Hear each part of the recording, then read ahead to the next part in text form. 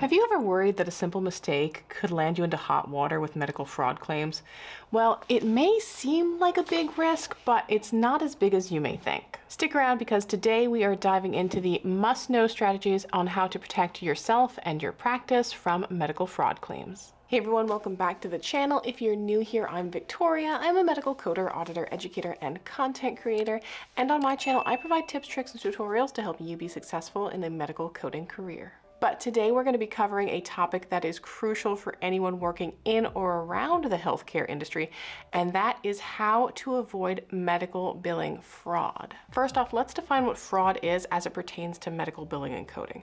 So fraud, which has to kind of be proven in the court of law, is when you are intentionally misrepresenting information or manipulating information for financial gain. This could include things like upcoding, where we're billing a higher level of service than was actually rendered, or even things like phantom billing, where we're billing for services that weren't actually rendered. Now, the consequences of fraud depend on the circumstances and the severity of it, so it could mean some fines, it could mean potentially imprisonment. And the more fraud we see, the more it really impacts the trust in the healthcare system. So there's a bunch of different types of fraud that we see in medical billing and coding. We talked about upcoding. Upcoding is when you bill for a higher level of service or a more expensive service than was actually rendered. Sometimes that does happen very unintentionally if people don't understand medical billing and coding guidelines. Then we have unbundling, which is where we take procedures that have all of these different elements already built into that code, and we bill the additional components separately as well. If you think of something like a cake, so when you buy a cake, it includes the flour and the eggs and the oil, but imagine they would bill you for a cake and also for the eggs. Well, those eggs are included in the cake. You wouldn't, in most circumstances, be billed out separately for them. Then, of course, there's false representation, where the provider is not accurately portraying what really happened during that healthcare service in order to manipulate it in such a way that it would get paid or would get paid at a higher reimbursement by the insurance. And not directly related to billing and coding, but then we also have to worry about kickbacks, which are when you are receiving an incentive, a financial incentive, without disclosing that information. So each of these kind of has their own red flags as well as prevention strategies. So some of the things that might be red flags as far as documentation are things like inconsistencies in the documentation. For example, maybe the surgical header says that one procedure is being performed, but when we look at the body of the report, it doesn't quite match up to everything. Or it looks like the patient came in for a fairly standard presenting problem, but then there's all of this information at the end about why it is so particularly complex that doesn't really match up with why the patient was coming in for this moderate level problem, and then all of a sudden now it's super complex, almost as if they're trying to just justify billing that higher level of service. Which in some cases it may be justified, but for example, let's say the patient's coming in because they had a splinter and they needed it removed, they couldn't do it themselves. And now we're seeing documentation saying, oh, well, we were considering hospitalizing the patient. Another thing that could be a red flag is if you're billing consistently very high levels of service. There are providers out there that do see very complex patients. I've worked with some of them in the past before, where we've gotten these little letters from the insurance going, hey, do you know that you're outside of the bell curve and that you're billing all of these high levels of service? And I'm like, well, I've worked with that provider and I've seen their patients coming in with their bags from the cardiologist and all the medications and the amount of time being spent and all the conditions. So I'm not worried about that provider. But there are some outliers. These insurances now do these comparative billing reports, and they can see if you are working in pediatrics or even a pediatric specialty. They can look at all the different providers in your area or nationwide and go, okay, well, on average, they're billing at this level. Why is this particular provider at this level? So they're really looking for those unusual billing patterns, even things like if you're billing and then charging it back and then correcting it and then billing it again, or if you're correcting things at a higher level of service. And sometimes insurances will even consider things like patient complaints.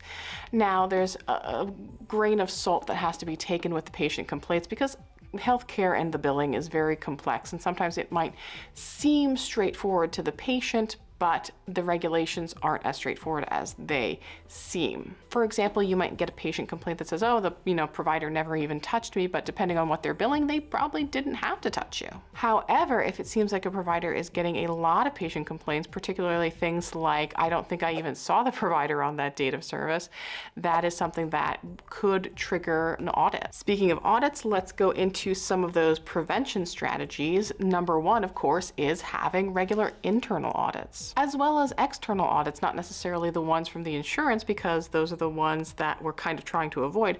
But if you bring in external auditors who are not familiar with their practice and get that more broad view of everything that's going on. Oftentimes it's a great way to catch inconsistencies, even if you're just running the reports and going, okay, like the quantities on this medication seem to be all over the place, or one provider is billing this at a quantity of 4 and another provider is constantly billing them at a quantity of 20. Like, why?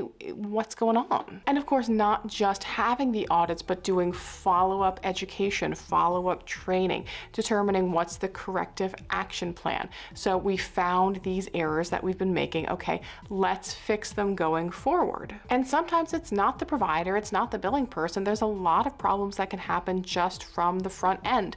I, as a coding supervisor, have had instances where I had to train front end staff because it was determined that they were putting in the providers for incident 2 billing. And if they messed that up, boy, was that going to cause a lot of problems. But you don't have to go it alone. One of the things you can do to help out is use technology. When you find out that things are inconsistent and there's a way that we can program the system to flag them so that we look at them before they go out the door, use technology to your advantage. And definitely advocate and fight. So if you're using a particular practice management system or medical record system and they're telling you, yeah, we can't really do that, when there's a will, there's a way. If they can't do it, there might be some sort of interface that you can have that will help process these claims and make sure that they are correct and compliant before going out the door. And of course, be transparent and make sure, oh my gosh, communication with patients is so critical, especially with things like annual wellness visits. Medicare doesn't pay for a head-to-toe physical exam the way you think of it, where they check your reflexes and listen to your heart. It's more of a question and answer thing. Do you have food insecurities?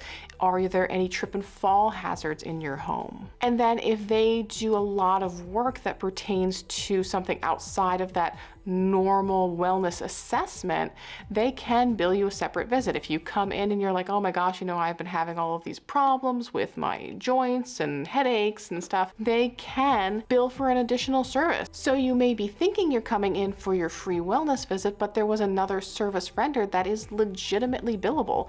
And we don't want to catch those patients by surprise. We want them to know and understand, like, hey, this is what your wellness visit is. This is what's included in it. This other thing over here, we will take care of this, but that's not part of this wellness visit. This is going to be something else that's charged separately. You might have a copay, you might have a deductible, you might have a coinsurance for it. And yeah, it sucks. Like, if it was up to me and you, I'm sure no one would get really billed for anything. All healthcare services would be free. But, we have to maintain that level of transparency in order to have good outcomes with these patients and in order to have a good level of trust. And if it looks like there's a situation where there's potential paybacks or you're not quite sure what to do because you've discovered something, even if you're a coder and you're like, oh my gosh, I think something is wrong and I talked about my supervisor and this still just doesn't sit right with me, consult legal counsel. Make sure that you're working with the right people that have that right knowledge of healthcare law and that they understand what the next actions and next steps should be. You definitely don't want to find out way too far down the line that you were out of line with compliance and healthcare regulations and be even in further damages than you could have been if you'd have just fessed up and made the right corrections instead of letting it continue to go on. Now, if you're working in a healthcare situation and you suspect fraud, it's always important to report it out. Report it to your supervisor, report it to the compliance officer. A lot of times these healthcare organizations have an anonymous compliance helpline. It's not a good idea to stay complicit, especially if you're sure that something is very wrong or highly suspect that something is wrong. Not that you're just being frivolous or trying to be petty because you don't like what's going on in your organization. When you genuinely have concerns, you need to voice them. If it's something that's specific to, say, Medicare or Medicaid, you can report to your Medicare and Medicaid providers, or you can even just contact your local Office of the Inspector General for your state. And don't forget, in healthcare, we also have what's called the 60-day rule, which means that if you discover an overpayment, a healthcare organization or a healthcare provider has 60 days to return that overpayment to the insurance. Most organizations, especially in coding, AEPC and AHIMA, have a code of ethics because we want to make sure that we are certifying people that are going to be compliant and they are going to follow the laws and regulations. All right, so that's a wrap on today's topic. Fraud and abuse can seem very scary, but you have to just make sure that you are following the right protocols and addressing it and making sure you have some preventative measures in place. Have you ever been in a situation where you suspected that your healthcare provider or practice was committing abuse or fraud of healthcare services, and how did you handle it? Definitely let me know in the comments below. Otherwise, I will see you guys in the next video. Don't forget to like, share, and subscribe. But for now, just keep on coding on.